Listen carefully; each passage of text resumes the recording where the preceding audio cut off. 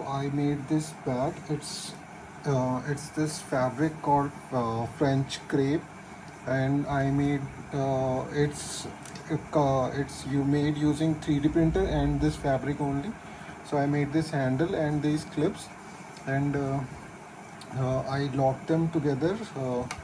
So I Instead of sewing together using needle and a thread, I locked these pieces together. I created these handles, and then this bag I made it, and you can open it. And I also 3D printed these handles, and you can put a decent size water bottle and like a phone, another phone, power bank. Okay, and if you like, you can also put a tablet in here. I know it's a little bit crowded. Okay, so and then yeah, it's a bag, so everything shoved in here.